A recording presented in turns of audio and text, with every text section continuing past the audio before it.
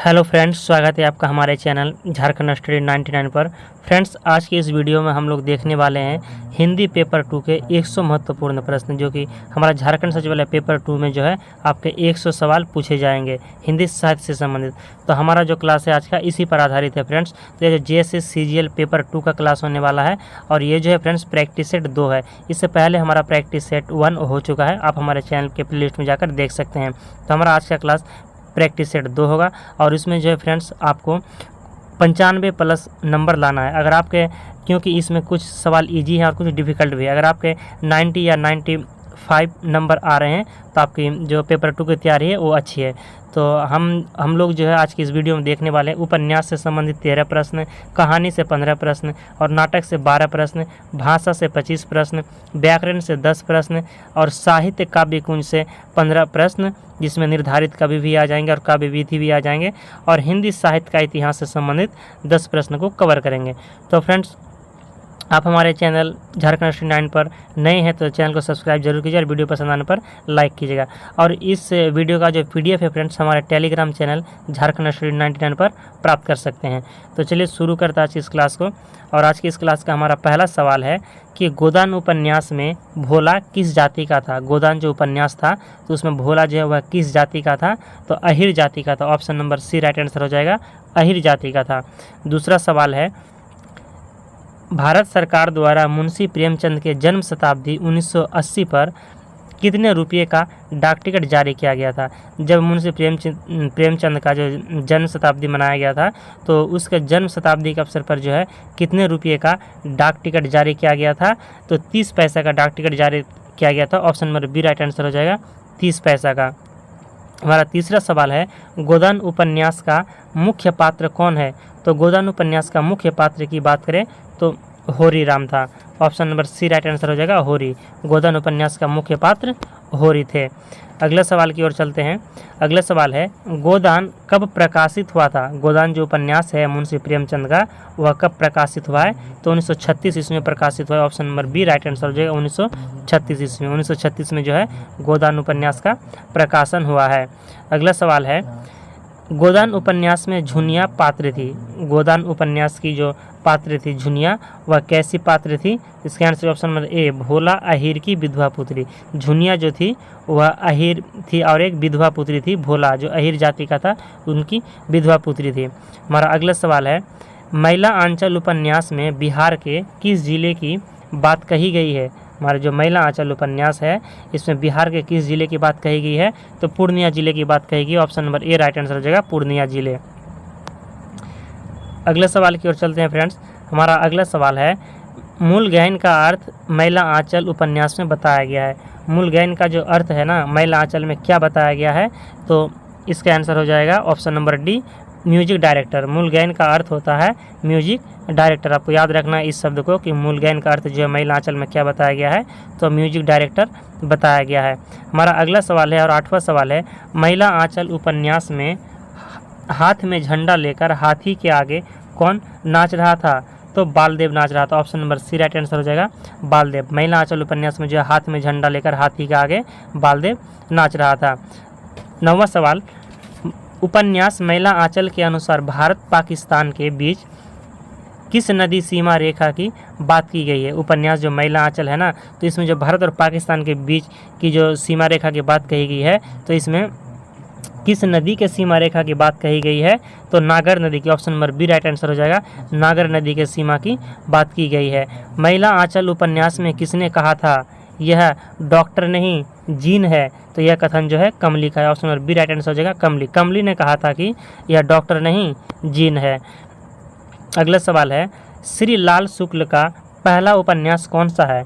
श्री लाल शुक्ल का पहला उपन्यास कौन सा है, तो सूनी घाट का सूरज। Option number B right answer हो जाएगा, सूनी घाट का सूरज जो है श्री लाल शुक्ल का पहला उपन्यास है। राग दरबारी के रचयिता कौन है, तो राग दरबारी के रचयिता है Shri Lal Shukla. Option number B right answer हो जाएंगे, श्री लाल शुक्ल। हमारा अगला सवाल है, उपन्यास में किस बीमारी से बचाव और सतर्क रहने का प्रचार किया गया है। उपन्यास यानी मैला आंचल जो उपन्यास है इसमें किस बीमारी से बचाव और सतर्क रहने का प्रचार किया गया है? तो इसका आंसर हो जाएगा ऑप्शन नंबर ए, मलेरिया। मलेरिया जो बीमारी है उनसे सतर्क रहने का और उनका प्रचार किया गया है। हमारा अगला सवाल है, राग दरबारी उपन्यास किसे सबसे समझदार व्यक्ति कहा गया है? राग दरबारी उपन्यास में जो है किसे सबसे समझदार व्यक्ति कहा गया है? तो गयादीन को। गयादीन को जो है सबसे समझदार व्यक्ति कहा गया है राग दरबारी उपन्यास के अनुसार। मधुआ कहानी में शराबी ने मिठाई दुकान से कितने रुपये का सामान खरीदा था? इसका आंसर होगा ऑप्शन नंबर ए, 1 रुपये का। मधुआ कहानी में जो शराबी है और मिठाई की दुकान से 1 रुपये का सामान खरीदा था। अगला सवाल है, मधुआ कहानी में शराबी ने बहुत दिनों तक क्या ढोया था? तो मधुआ कहानी में जो है शराबी ने बहुत दिनों तक क्या ढोया था? तो सान घराने की मशीन। सान घराने की जो मशीन है उन्हें बहुत दिनों तक ढोया था। 17वां सवाल की ओर चलते हैं फ्रेंड्स अगर अभी तक आपने हमारे वीडियो को लाइक नहीं किए तो लाइक जरूर कीजिएगा और चैनल बनाए तो सब्सक्राइब कीजिएगा। हमारा अगला सवाल है यानी 17वां सवाल कि ठाकुर का कुआं कहानी में मुख्य पात्र कौन थे? तो ठाकुर का कुआं जो कहानी में मुख्य पात्र की बात करें तो गंगी था। Option number C right answer हो जाएगा, गंगी। ठाकुर का कुआं में कहानी में मुख्य पात्र गंगी थे। ठाकुर का कुआं कहानी में कौन सा पात्र बीमार रहता है? तो जोखू। जोखू जो है वह बीमार रहता है ठाकुर का कुआं कहानी में। अगला सवाल है, नीलम देश के राजकन्या किस विधा की रचना है? तो यह जो है कहानी है। नीलम देश की राजकन्या क्या है? तो एक कहानी है। अगला सवाल, कहानी में कौन अत्यधिक तत्परता से राजकन्या के जी को बहलाने में लगी है? तो किन्नरियाँ। किन्नरियाँ जो है वह कहानी में अत्यधिक तत्परता से कन्या को जी बहलाने में लगी है। और ये जो फ्रेंड्स कहानी की बात किया गया तो ये जो कहानी है नीलम देश की राजकन्या से संबंधित कहानी है। यह कहानी यानी नीलम देश की राजकन्या कहानी में कौन अत्यधिक तत्परता से राजकन्या के जी को बहलाने में लगी है? तो option number A right answer हो जाएंगे, किन्नरियाँ। अगला सवाल, निर्मल वर्मा का निधन कब हुआ था? तो निर्मल वर्मा का जो निधन है वह कब हुआ है? तो 2005 ईस्वी में। निर्मल वर्मा का निधन 2005 ईस्वी में हो गया है। निर्मल वर्मा कृत परिंदे का प्रकाशन कब की गई थी? परिंदे जो है तो इन निर्मल वर्मा द्वारा कृत रचनाएं हैं परिंदे, तो इनका प्रकाशन जो है कब किया गया है? तो 1972 ईस्वी में किया गया है। सॉरी फ्रेंड्स, इसका आंसर हो जाएगा और 1960 ईस्वी। निर्मल वर्मा द्वारा जो परिंदे हैं इनका प्रकाशन किया गया है 1960 ईस्वी में किया गया। Option number B right answer हो जाएगा, 1960 ईस्वी में किया गया है परिंदे का प्रकाशन। अगला सवाल है, दिल्ली में एक मौत किन की कहानी है? दिल्ली में जो एक मौत कहानी है तो इस कहानी के रचनाकार कौन है? तो कमलेश्वर की। कमलेश्वर की रचना है दिल्ली में एक मौत। अगला सवाल है, कहानी के अनुसार सब यात्रा किस रोड से होकर गुजरने वाली थी? तो इसका आंसर हो जाएंगे दिल्ली में एक मौत जो कहानी है तो उस कहानी के अनुसार सब यात्रा जो है किस रोड से होकर गुजरने वाली थी? तो आर्य समाज रोड से होकर गुजरने वाली थी। Option number B right answer हो जाएगा। अगला सवाल है, वापसी कहानी में गजाधर बाबू किस रेलवे स्टेशन पर कार्यरत थे? तो वापसी जो कहानी थे तो इसमें जो गजाधर बाबू थे वह रानीपुर रेलवे स्टेशन पर कार्यरत थे। Option number B right answer हो जाएंगे, रानीपुर। अगला सवाल है 26वां सवाल, वापसी किस विधा की रचना है? वापसी जो कहानी है वह किस विधा की रचना है? तो इसका आंसर हो जाएगा ऑप्शन नंबर सी, कहानी। वापसी जो है यह एक कहानी है। हमारा अगला सवाल है, यशपाल का कौन सा उपन्यास भारत विभाजन की त्रासदी का मार्मिक दस्तावेज है? तो झूठा सच। ये झूठा सच जो उपन्यास है यह भारत विभाजन की मार्मिक दस्तावेज है, जिनके लेखक यशपाल जी हैं। अगला सवाल है, आईएसपीएल कहानी में एक सूचना विभाग की चर्चा की गई थी। सूचना विभाग से किस व्यक्ति ने त्यागपत्र दे दिया था? तो मिसपाल ने। मिसपाल जो है उस विभाग से त्यागपत्र दे देते हैं। मिसपाल को किसने सलाह दी कि तुम यही रहो और अपना संगीत और चित्रकला का अभ्यास करती रहो? यह जो है किसने सलाह दिया है? तो इसका आंसर हो जाएगा ऑप्शन नंबर डी, रंजीत ने। रंजीत जो है मिसपाल को सलाह देते हैं कि आप यहीं पर रहें और चित्रकला का अभ्यास और संगीत का अभ्यास करते रहें। हमारा अगला सवाल है 30वां सवाल, भाषा और अस्थाई होती है। भाषा और अस्थाई होती है, सही विकल्प चुनें। ऑप्शन ए हिंदी, मौखिक, लिखित या सांकेतिक। कौन सी भाषा है जो अस्थाई होती है? तो इसका आंसर हो जाएगा ऑप्शन नंबर बी, मौखिक। मौखिक भाषा जो है अस्थाई होती है। हमारा अगला सवाल है इससे पहले फ्रेंड्स, अगर अभी तक आपने हमारे वीडियो को लाइक नहीं किया तो लाइक ज़रूर कीजिएगा और अपने दोस्तों में से शेयर भी कीजिएगा और चैनल पर नहीं तो सब्सक्राइब कीजिएगा। हमारे चैनल का नाम है झारखंड स्टडी 99 और इसका PDF आप हमारे टेलीग्राम चैनल झारखंड स्टडी 99 पर प्राप्त कर सकते हैं। हमारे टेलीग्राम से जुड़कर, हमारे टेलीग्राम के चैनल का नाम है झारखंड स्टडी 99। हमारा अगला सवाल है, मुस्लिम शासकों के समय भारत में न्यायालय की भाषा कौन सी थी? जब हमारे देश में मुस्लिम शासक थे तो उस समय जो है न्यायालय की भाषा क्या थी? तो अरबी और फारसी थी। Option number C right answer हो जाएंगे, अरबी और फारसी। हमारा अगला सवाल है, आधुनिक आर्य भाषा नहीं माना जाता है। आधुनिक आर्य भाषा किसे नहीं माना जाता है? तो अपभ्रंश को जो है आधुनिक आर्य भाषा नहीं माना जाता है, जबकि हिंदी को, गुजराती को और मराठी को आर्य भाषा माना जाता है। अगला सवाल है, किस अनुच्छेद में कहा गया है कि संघ का यह कर्तव्य होगा कि वह हिंदी भाषा का प्रसार बढ़ाए? तो इसका आंसर होगा ऑप्शन नंबर डी 351। 351 अनुच्छेद में कहा गया है कि संघ का यह कर्तव्य होगा कि वह हिंदी भाषा का प्रसार बढ़ाए। राजभाषा विभाग किस मंत्रालय के अधीन है? तो राजभाषा विभाग जो है गृह मंत्रालय के अधीन है। Option number B right answer हो जाएगा, गृह मंत्रालय। अगला सवाल है, चाय किस भाषा का शब्द है? तो इसका option number A right answer हो जाएगा, चीनी। चाय जो है चीनी भाषा का शब्द है। बहुत ही इजी प्रश्न था। और फ्रेंड्स, आपके 100 सवाल में से कितने सवाल सही हुए हैं आपको कमेंट बॉक्स में बताना है। हमारा अगला सवाल है, 36वां सवाल है कि वे शब्द जिनकी व्युत्पत्ति का स्रोत ज्ञात नहीं हो पाता क्या कहलाते हैं? तो देशज शब्द कहलाते हैं। Option number C right answer हो जाएगा, देशज। अगला सवाल, अपभ्रंश एवं ब्रज भाषा के योग से कौन सी भाषा बनती है? तो अपभ्रंश और ब्रज भाषा के जो योग से भाषा बनती है तो वह भाषा है पिंगल भाषा बनती है। Option number A right answer हो जाएगा। हमारा अगला सवाल है, अर्थ परिवर्तन को किन नाम से जाना जाता है? तो अर्थ परिवर्तन को जो है किन नाम से जाना जाता है? तो लक्षणा और व्यंजना। अर्थ परिवर्तन को लक्षणा और व्यंजना दोनों नाम से जाना जाता है, यानी ए और बी दोनों सही हो जाएंगे। हमारा अगला सवाल है, मुहावरे और लोकोक्तियों में जिस शब्द शक्ति के जरिए अर्थ ग्रहण किया जाता है वह क्या है? मुहावरे और लोकोक्तियों में जो है जिस शब्द शक्ति के जरिए अर्थ को ग्रहण किया जाता है वह है लक्षण है। Option number B right answer हो जाएगा, लक्षण। अगला सवाल है, हिंदी साहित्य का 9वां रस क्या है? तो हिंदी साहित्य का 9वां रस है शांत। Option number C right answer हो जाएंगे, शांत। हिंदी साहित्य का 9वां रस शांत है। भरत मुनि के अनुसार रसों की संख्या कितनी है? तो आचार्य भरत मुनि के अनुसार रसों की संख्या 8 है। Option number A right answer हो जाएंगे, 8। अगला सवाल, छंद की रचना किसके द्वारा होती है?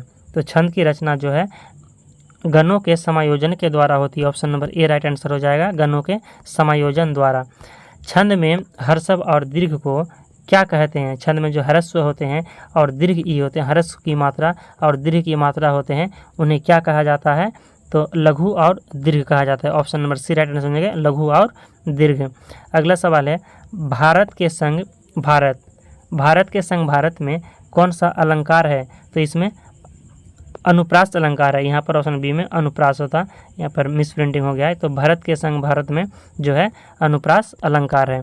अगला सवाल है, माला फेरत युग भया मिटाना मन का फेर, कर का मन का छड़ी के मन का फेर। यह जो कथन, इसमें जो है कौन सा अलंकार है? इस कथन पे जो है कौन सा अलंकार है? तो इसमें यमक अलंकार। Option number C right answer हो जाएंगे, यमक अलंकार।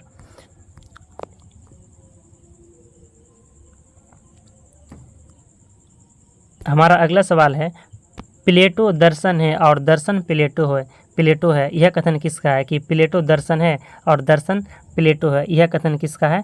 तो एमर्सन का है। Option number B right answer हो जाएंगे, एमर्सन। यह जो कथन है एमर्सन का है।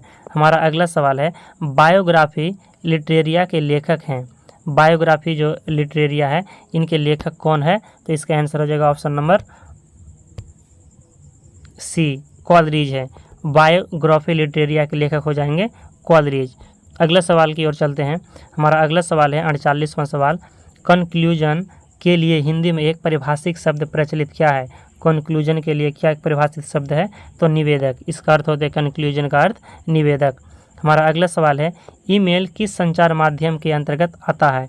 ईमेल जो है वह किस संचार माध्यम के अंतर्गत आता है? तो आधुनिक दृश्य माध्यम के अंतर्गत आते हैं ईमेल। 50वां सवाल है, पत्र व्यवहार को डैश कहते हैं? पत्र व्यवहार को क्या कहते हैं? तो पत्र व्यवहार को जो है पत्राचार कहते हैं। Option number A right answer हो जाएगा, पत्राचार। पत्र व्यवहार को पत्राचार भी कहते हैं। तो फ्रेंड्स हमारे यहाँ पर 50 सवाल पूरा हो चुके हैं, यानी आधे सवाल को हम लोग कवर कर लिए हैं। अगर अभी तक आपने हमारे वीडियो को लाइक नहीं किए तो लाइक जरूर कीजिएगा और चैनल में तो सब्सक्राइब कीजिएगा। हमारा 51वां सवाल है। और फ्रेंड्स एक जरूरी बात, आपके 100 सवालों में से कितने सवाल सही हुए हैं आपको कमेंट बॉक्स में बताना है। हमारा अगला सवाल है, सभी राज्य सरकारों को भेजे जाने वाला सरकारी पत्र क्या कहलाता है? तो परिपत्र कहलाता है। Option number C right answer हो जाएगा, परिपत्र। सभी राज्य सरकारों को भेजे जाने वाला सरकारी पत्र परिपत्र कहलाता है। यौवन तेरी चंचल छाया, इनमें बैठे घूंट पर भी लू जो रस तू हो लाया। ध्रुव स्वामिनी में यह गीत किसने गाया है? ये जो गीत है यौवन तेरी चंचल छाया, यह ध्रुव स्वामिनी का गीत है। तो यह गीत जो है किसने गाया है? तो कौमा ने गाया है, कौमा ने गाया। Option number B right answer हो जाएगा, कौमा। हमारा अगला सवाल है, ध्रुव स्वामिनी किसकी पुत्री थी? ध्रुव स्वामिनी में जो है ध्रुव स्वामिनी नायिका, तो ध्रुव स्वामिनी किनकी पुत्री थी? तो इसका आंसर हो जाएगा ऑप्शन नंबर बी, लिच्छवी राजा। ध्रुव स्वामिनी जो है लिच्छवी राजा की पुत्री थी। अगला सवाल है, जयशंकर प्रसाद का अंतिम नाटक क्या है? तो जयशंकर प्रसाद का अंतिम नाटक है ध्रुव स्वामिनी। Option number D right answer हो जाएंगे, जयशंकर प्रसाद का अंतिम नाटक ध्रुव स्वामिनी है। ध्रुव स्वामिनी नाटक में कुल कितने अंक हैं? तो ध्रुव स्वामिनी नाटक में कुल 3 अंक है। Option number B right answer हो जाएंगे 3। ध्रुव स्वामिनी में कुल 3 अंक है। अगला सवाल है, मोहन राकेश का जन्म कब और कहाँ हुआ था? तो मोहन राकेश का जन्म जो है 1925 ईस्वी में अमृतसर में हुआ है। Option number B right answer हो जाएगा, 1925 ईस्वी अमृतसर। अगला सवाल है, नाटक आधे अधूरे का पहला मंचन जो है कहाँ किया गया था? नाटक आधे अधूरे का पहला मंचन कहाँ किया गया है? तो दिल्ली में किया गया। Option number C right answer, Delhi में किया गया है। अगला सवाल, नाटक आधे अधूरे में पुरुष एक पात्र का नाम क्या है? तो पुरुष एक पात्र का नाम है Mahendranath. Option number B right answer, Mahendranath. अगला सवाल, बच्चे महेंद्रनाथ को क्या कहकर पुकारते थे? तो बच्चे जो है महेंद्रनाथ को डैडी कहकर पुकारते थे। Option number A right answer हो जाएंगे, डैडी। बच्चे महेंद्रनाथ को डैडी कहकर पुकारते थे। अगला सवाल है, भारतेंदुकृत भारत दुर्दशा किस साहित्य रूप का हिस्सा है? भारतेंदुकृत जो भारत दुर्दशा के लेखक कौन है? तो भारतेंदु हरिश्चंद्र है। और भारतेंदु हरिश्चंद्र जो भारत दुर्दशा है यह साहित्य रूप का हिस्सा है। तो किस साहित्य रूप का हिस्सा है? तो यह एक नाटक साहित्य है। क्या साहित्य है, लेकिन क्या है? तो नाटक साहित्य है भारत दुर्दशा।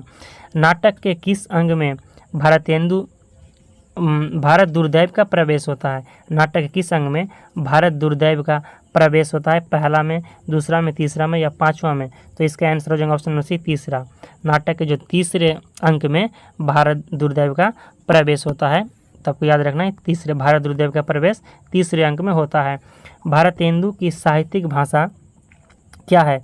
तो भारतेंदु की साहित्यिक भाषा है खड़ी बोली। भारतेंदु साहित्यिक भाषा क्या है? खड़ी बोली, यानी खड़ी बोली में रचनाएं करते थे भारतेंदु हरिश्चंद्र। भारतेंदु ने अपने नाटक में किसे भारतद्वैव के रूप में चित्रित किया है? तो आपसी कलह, आपसी कलह को जो है चित्रित किया है। Option number C right answer, आपसी कलह। अगला सवाल है, जागो रे भारत भाई नामक गीत कौन गाता है? तो आशा जो है गाता है। Option number D right answer, आशा हो जाएंगे। अगला सवाल, विद्यापति किस राजा के दरबारी कवि थे? तो विद्यापति शिव सिंह के दरबारी कवि थे। Option number D right answer, Shiv Singh.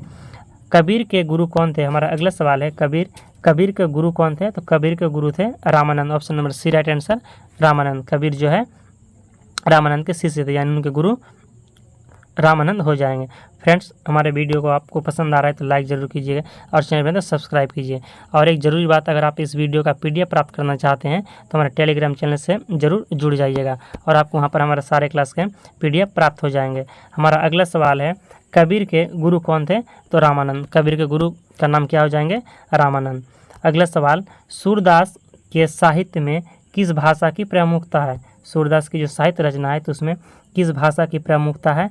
तो ब्रज भाषा की प्रमुखता। Option number C right answer, Braj Bhasha. अगला सवाल, भूषण किस काल के कवि थे? कवि भूषण जो है वह किस काल के कवि थे? तो रीति काल के कवि थे। Option number B right answer, रीति काल।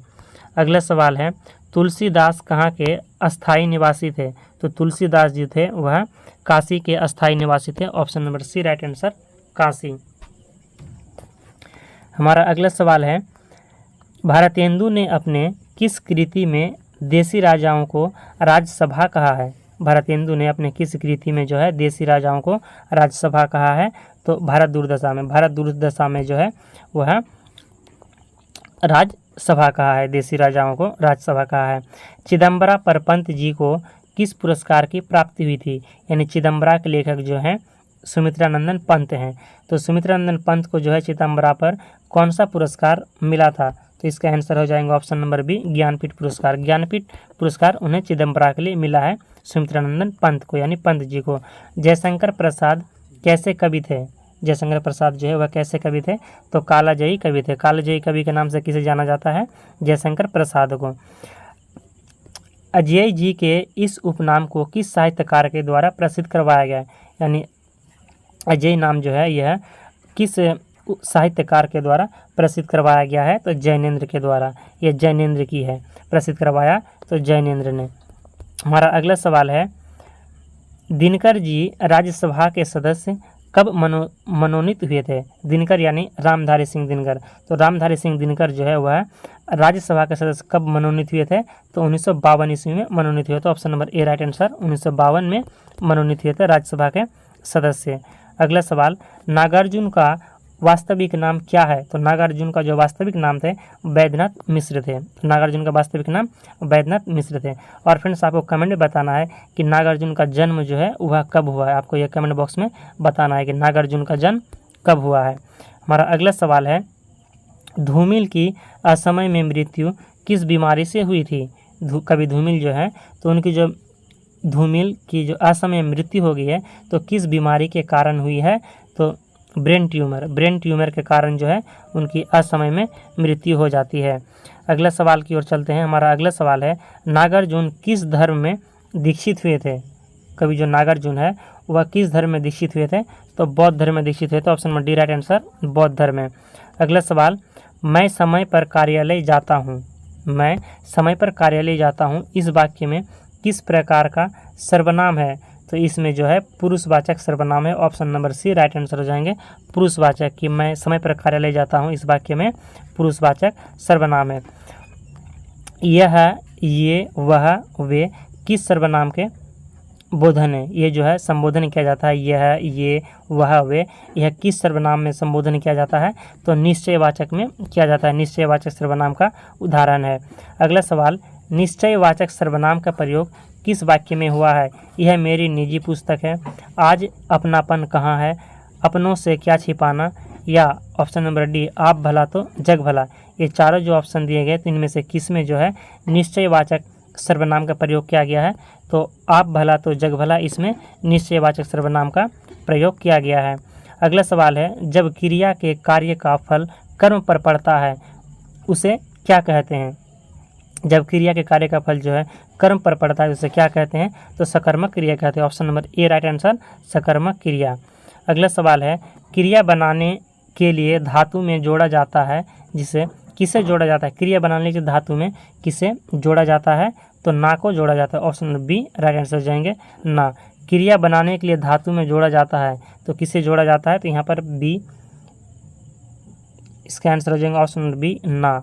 यहाँ पर का दिया हुआ है ना, गा या ला। तो फ्रेंड्स इसमें मुझे डाउट है, आप इसको अच्छी तरह से एक बार देख लीजिएगा कि क्रिया बनाने के लिए धातु में जोड़ा जाता है तो किसे? तो यहाँ पर ना दिया हुआ है। अगला सवाल की ओर चलते हैं। मीरा ने आधा लीटर दूध पी लिया वाक्य में विशेषण है, इसमें जो है कौन सा विशेषण है? तो इसका आंसर हो जाएगा ऑप्शन नंबर सी परिणामवाचक। इसमें जो है परिणामवाचक विशेषण है, क्योंकि यहाँ पर बताया गया है ना कि मीरा ने आधा लीटर, यहाँ पर आधा लीटर की बात कर रही है यानी परिणाम बता दिए हैं, तो इसका आंसर हो गया परिमाणवाचक विशेषण है। हमारा अगला सवाल है 86वां सवाल कि मेरा कुत्ता काला है वाक्य में काला शब्द जो है वह क्या है? तो ये विशेषण है। तो विशेषण फ्रेंड्स जो विशेषता बताते हैं उसे विशेषण है, तो यहाँ पर जो काला है वो विशेषण है। हमारा अगला सवाल है, वृक्ष से पत्ते गिरते हैं इस वाक्य में किस कारक का चिन्ह है? वृक्ष से पत्ते गिरते हैं इस जो वाक्य में किस कारक का चिन्ह है? तो अपादान कारक। Option number C right answer अपादान कारक। हमारा अगला सवाल है कि बच्चों ने आम नहीं खाया किस कारक का उदाहरण है? तो कर्म कारक का उदाहरण, option number D right answer. अगला सवाल है चंद्रमुखी शब्द में कौन सा समास है? चंद्रमुखी जो शब्द है इसमें कौन सा समास है? तो कर्मधारय समास है, option number A right answer, कर्मधारय समास है। देश विदेश में कौन सा समास है? देश विदेश जो शब्द इसमें कौन सा समास है? तो द्वंद्व समास है, option number D right answer, देश विदेश द्वंद्व समास का उदाहरण है। गागर में सागर भरना इसका क्या अर्थ है? तो गागर में सागर भरना इसका अर्थ है थोड़े शब्दों में अधिक बातें कहना, थोड़े शब्दों में अधिक कहना, इसे गागर में सागर भरना कहा जाता है। भीष्म प्रतिज्ञा का अर्थ क्या है? भीष्म जो प्रतिज्ञा इसका क्या अर्थ है? तो दृढ़ प्रतिज्ञा, इसके आंसर हो जाएंगे दृढ़ प्रतिज्ञा। भीष्म प्रतिज्ञा का अर्थ हो जाएंगे दृढ़ प्रतिज्ञा। अगला सवाल है राम की शक्ति पूजा किसकी कविता है?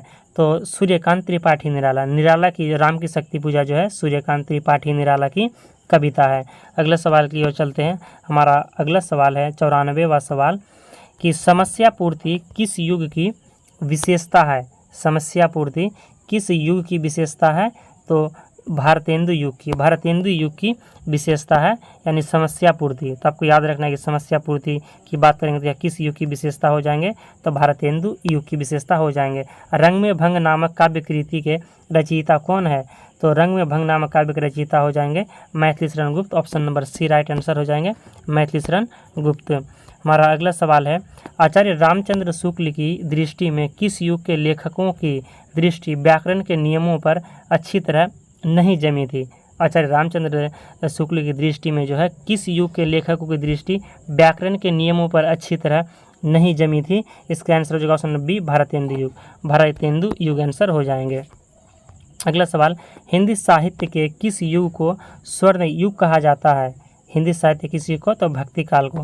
हिंदी साहित्य के जो भक्ति काल है इन्हें स्वर्ण युग कहा जाता है। हिंदी का प्रथम दुखांत नाटक कौन सा है? तो हिंदी का प्रथम दुखांत नाटक की बात करें तो वह है रणधीर प्रेम मोहिनी। रणधीर प्रेम मोहिनी जो है हिंदी का प्रथम दुखांत नाटक जाना जाता है। मणिकर्णिका किस कवि की आत्मकथा है? तो मणिकर्णिका जो है तुलसी राम की आत्मकथा, option number A right answer Tulsi Ram. हमारा अंतिम सवाल भारतेंदु जी ने किस पत्रिका का संपादन किया है? तो भारतेंदु जी जो है वह कवि वचन सुधा का संपादन किया है। भारतेंदु जी किस पत्रिका का संपादन किया है? तो कवि वचन सुधा का संपादन किया है। तो फ्रेंड्स हमारा यहाँ पर लास्ट क्वेश्चन था। यहाँ पर हमारा पेपर 2 के 100 सवाल कंप्लीट होते हैं। आपके 100 प्रश्न में से कितने प्रश्न सही हुए आपको कमेंट में बताना है। तो मिलते हैं नेक्स्ट पार्ट में लेकर। फ्रेंड्स अगर आपको वीडियो पसंद आए तो लाइक ज़रूर कीजिएगा और चैनल में तो सब्सक्राइब कीजिएगा। और इसका PDF जो है आप हमारे टेलीग्राम चैनल झारखंड स्टडी 99 पर जुड़कर आसानी से प्राप्त कर सकते हैं। तो मिलते हैं नेक्स्ट वीडियो में नेक्स्ट टॉपिक को लेकर बहुत जल्द। जय हिंद।